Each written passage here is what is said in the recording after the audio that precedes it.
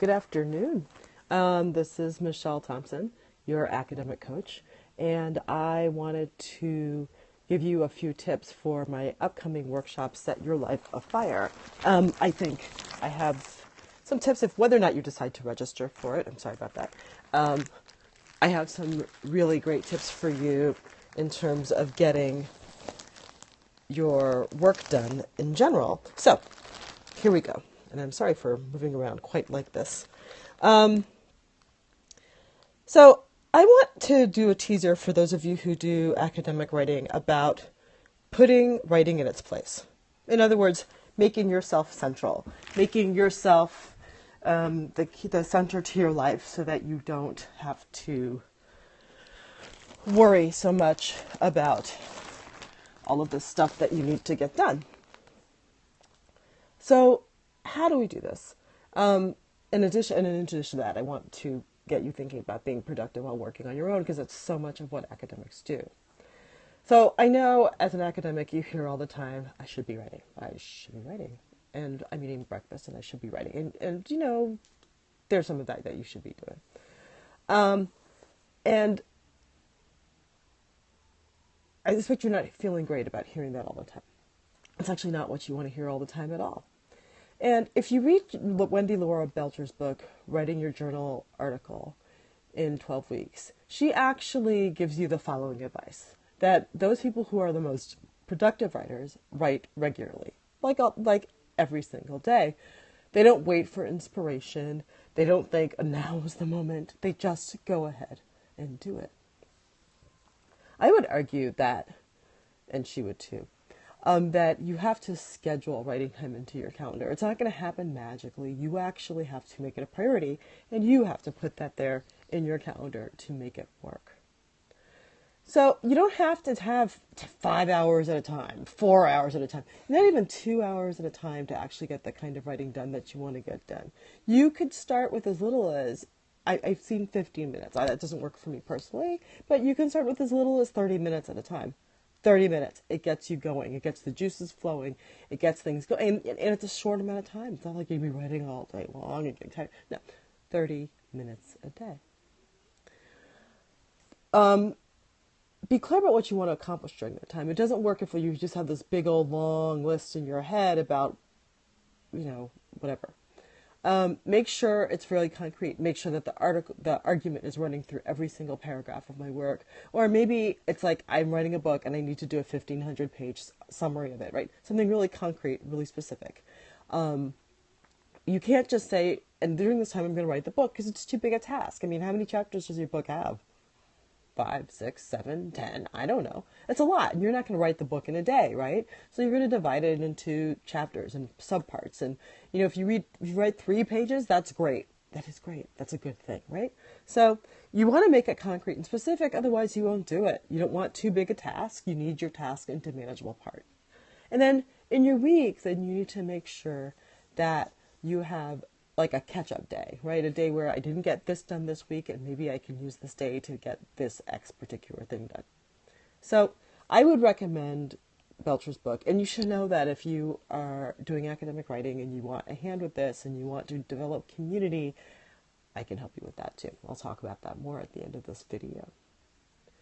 There's another component to this as well, that you're not only prioritizing your writing and your work, but you also have to make your priorities central. You make your priorities central.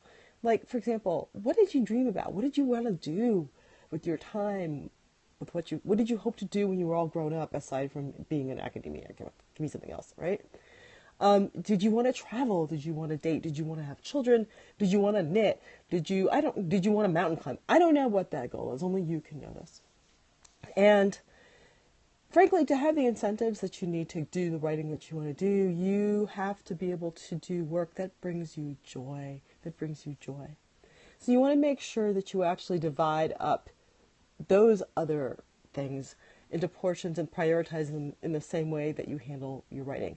It's not to say that writing isn't joyful, but it's work, and you should play because, you have to let the brain just give it some space to do something else, to be the most productive writer that you can. So you want to make sure that you divide up your personal goals into little portions and prioritize them the same way that you do your writing, and put them in your calendar. You have an appointment during those times. It's an appointment with yourself. There is no more important person to have an appointment with, right? There's one other thing.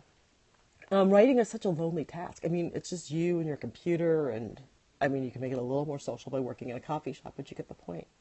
And that may be one of the barriers to actually getting writing done. It could be one of those barriers. So everything is actually harder when you do it by yourself.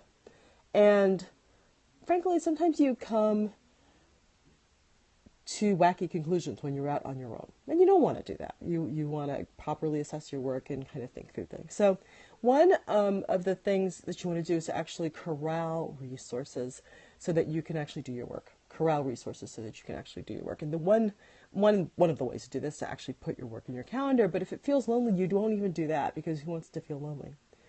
Belcher's book focuses on the fact that you need to make writing a much more social process. You need to write with other people. So you want to think about who it is that you exchange your work with. Who do you talk about your work with? How do you make it so that it's not so lonely?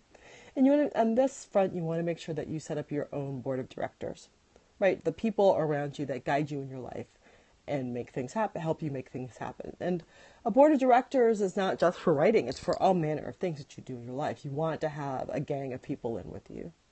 This is a group of people who can have a real sense of who you are. They're not the negative ninnies who are like, you can't do that, you want to write a book, that's not doable. No, you don't want that person. You don't want those people. You want the people who are best for you, the people who encourage you. Now, what you should do is go ahead and contact them and see if they're willing to help you with writing or whatever, or dating or whatever the project is that you want to take on. And figure out how to be in regular contact with them, right? How do you want to use this group? Maybe there are a few people in this board of directors that you will go ahead and email before you actually sit down at your computer and write. Just to say, hey, I'm about to write, just let you know, can you check in with me in half an hour and see how that's going? They may be the people who check in with you to make sure that you are not surfing social media. Yeah, you know those days where I'm going to go write, and then you're checking email, and then all of a sudden you are in the Facebook or Twitter pit. Yeah, you want someone to say, are you online right now? Are you doing research, or are you looking at kitten pics? You want those people in with you. Maybe they're the shoulder you cry on when things get hard. Maybe you turn in an academic article and damn it, that journal actually turned you down. Or maybe you wrote the book proposal and the publication company turned it down, right? You want that person to go, oh my goodness, this is worse than I ever thought. Why did I start? And they go, get back out there, brush it off, take their critique, and make it better. Those are the people that you want with you. So, that's one of the important ways that you make sure that you get people in with you, to do this lonely thing called writing. So there are two things I want you to take away from this talk today. Go ahead and prioritize and plan your work. Make sure it's in small bites, not the big project, but small bites that lead up to the larger project. Put them in your planner. Make dates with you, because it's not going to get done unless you put the time aside to do it. Do this with your personal goals as well. Make sure that you have a place where you put them in your calendar and make sure that they get done. Make sure that you have a gang around you. You want to have people who have the best part of you in mind and can also give you real advice straight. And you don't only do it with your professional work, you do this with your personal work as well. And they might not be the same people. And don't forget, if you need a hand with any of this, you can always hire a coach. I'm an academic coach. I'm happy to work with you. And if you want to know more, go to MichelleDionThompson.com, MichelleDionThompson.com. Thank you.